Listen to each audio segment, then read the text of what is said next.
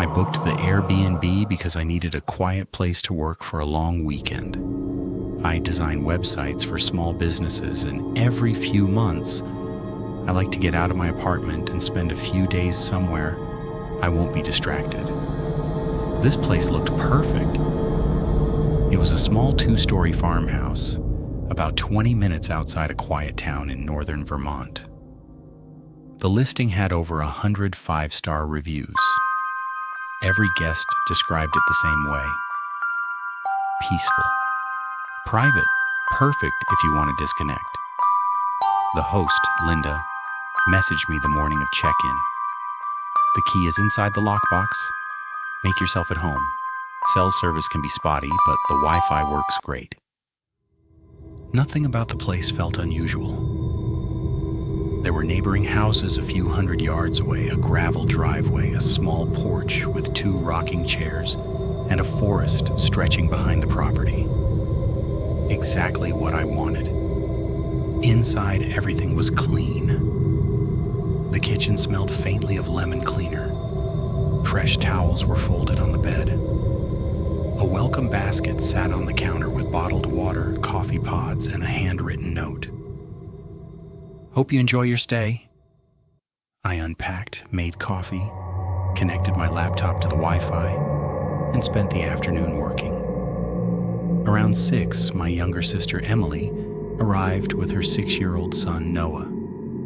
She had originally planned to stay home, but after finding out I was renting a farmhouse with plenty of space, she asked if they could join me for one night before heading back the next afternoon. I didn't mind. The place had 3 bedrooms anyway. Noah immediately ran around exploring. This place is huge, Emily laughed. Don't touch anything that doesn't belong to us. He nodded, then disappeared upstairs. A minute later, he came back down, much quieter. There's a locked door.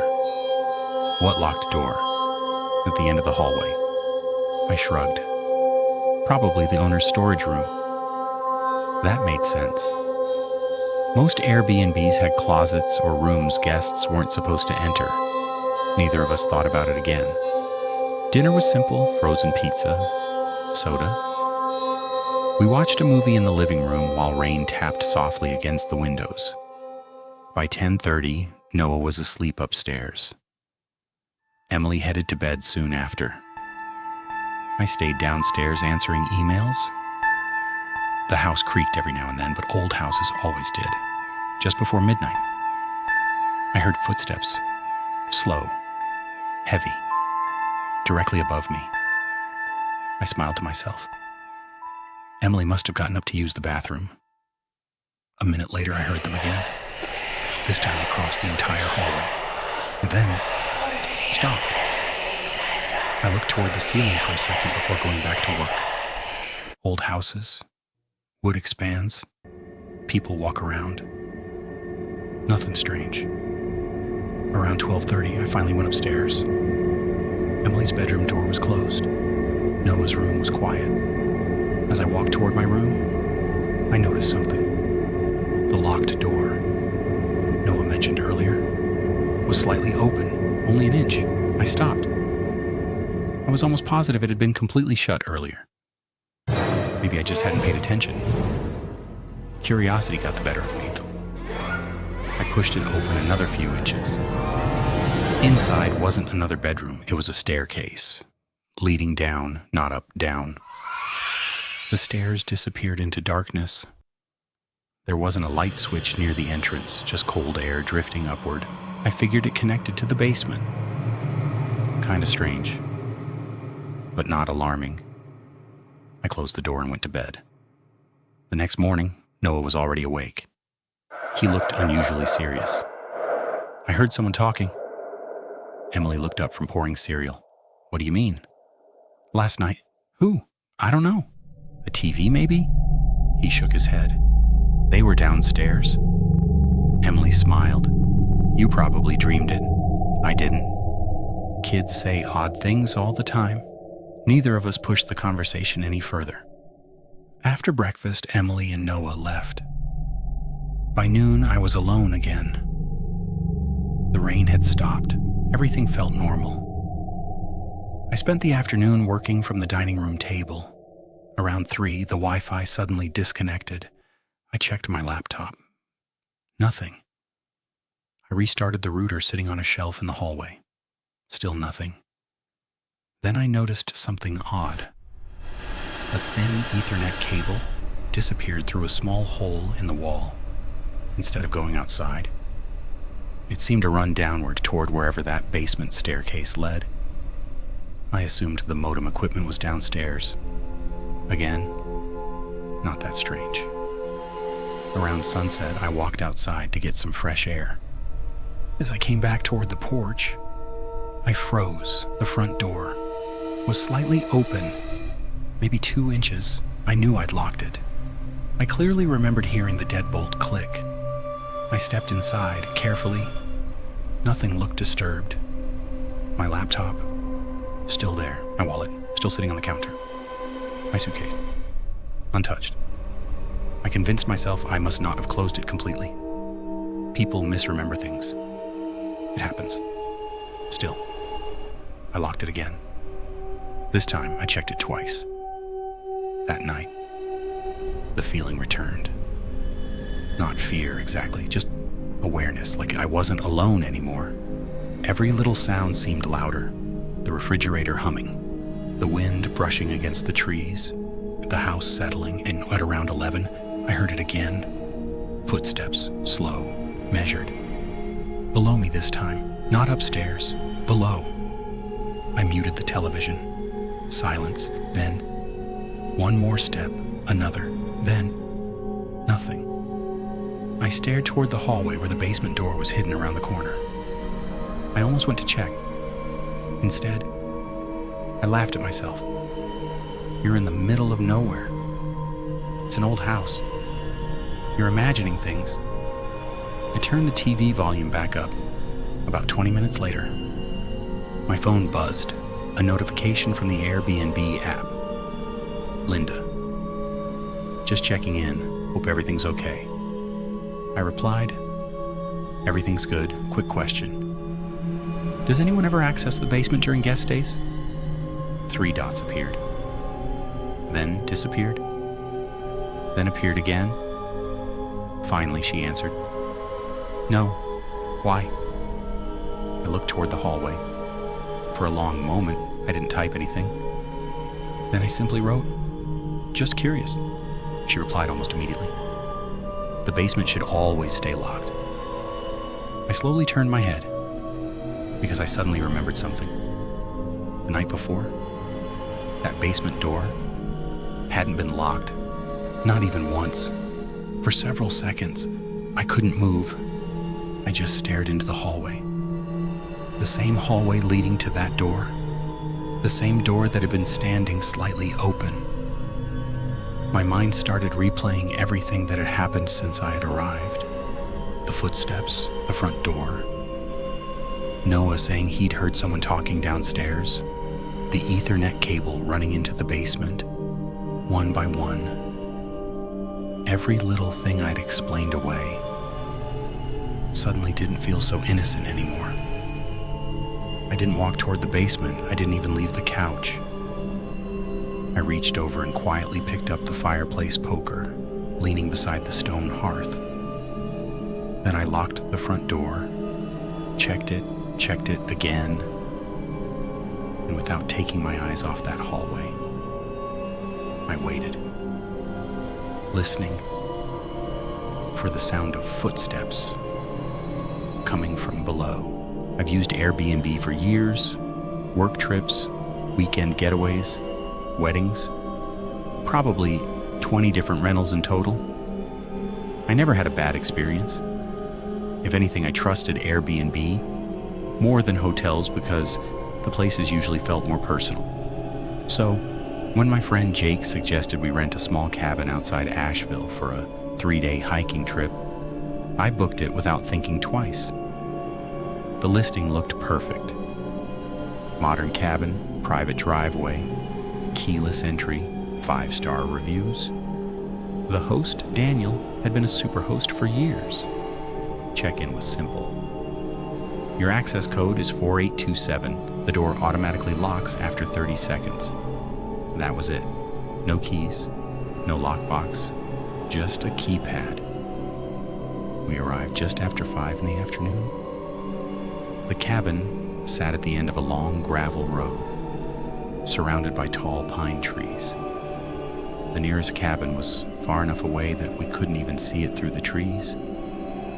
Exactly what we wanted. Inside, everything looked exactly like the listing. A small living room, 2 bedrooms, open kitchen, a back deck overlooking the woods. Jake dropped his backpack.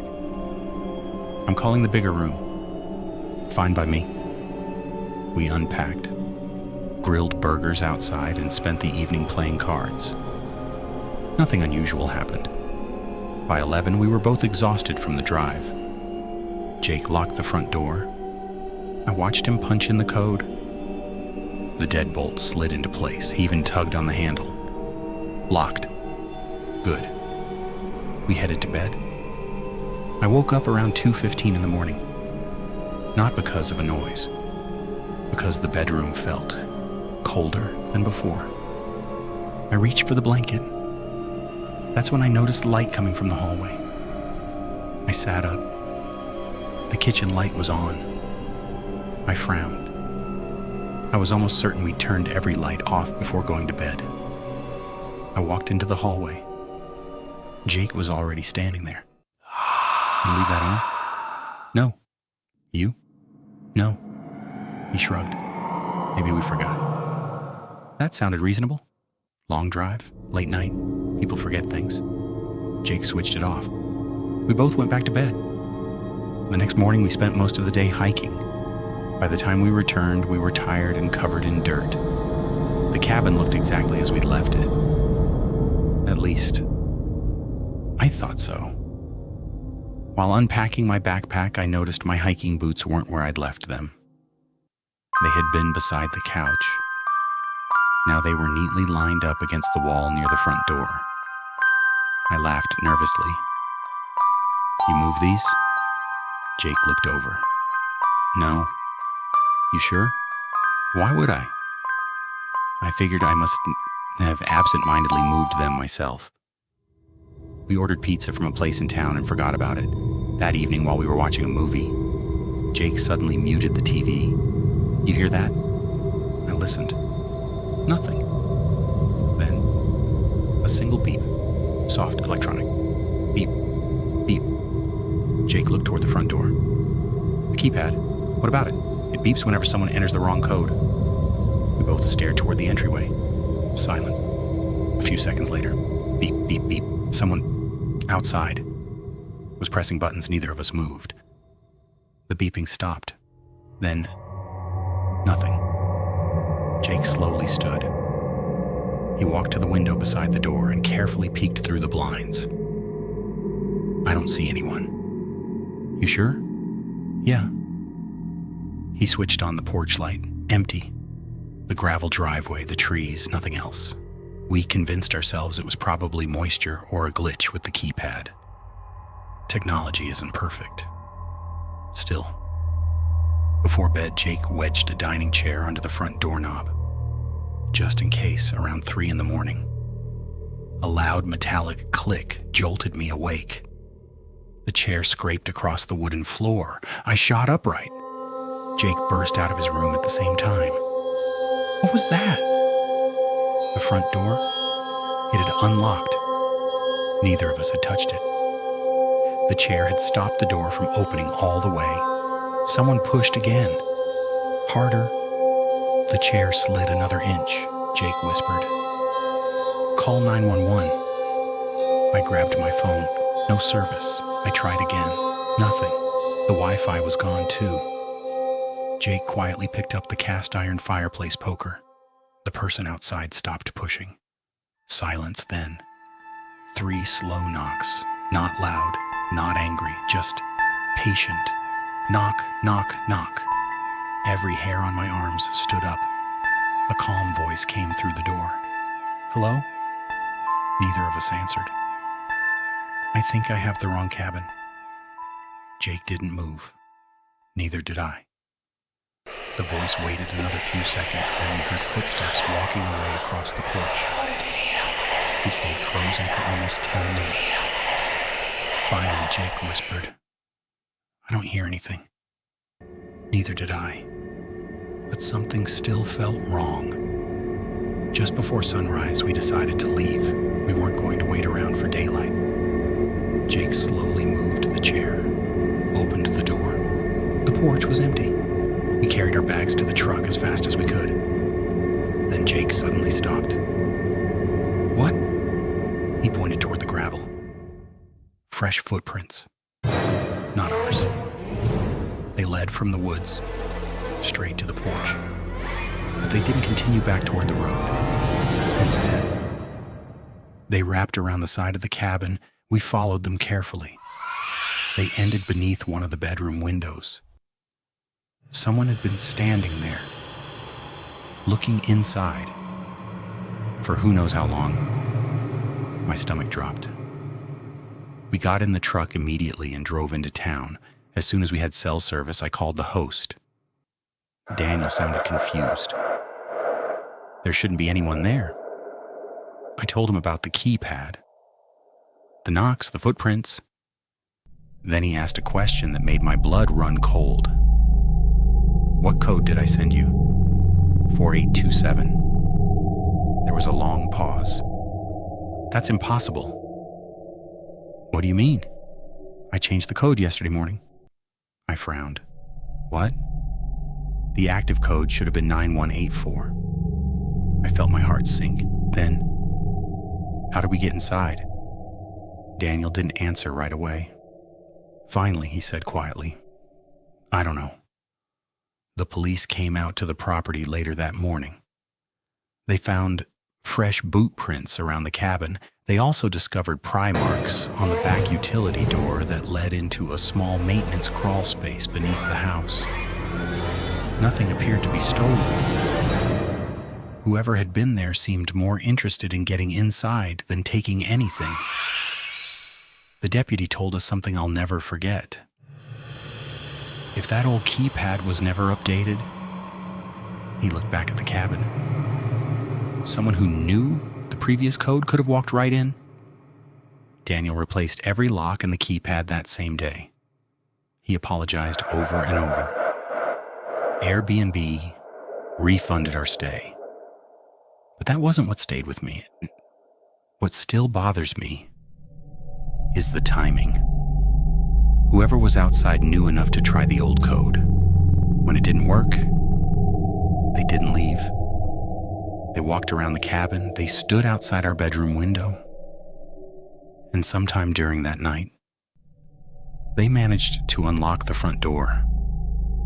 I still think about one question I never found an answer to. If that dining chair hadn't been wedged under the doorknob, would we have woken up before they were standing in the hallway? If you want to hear the next part, subscribe to the channel and hit the bell icon. The final part is coming soon.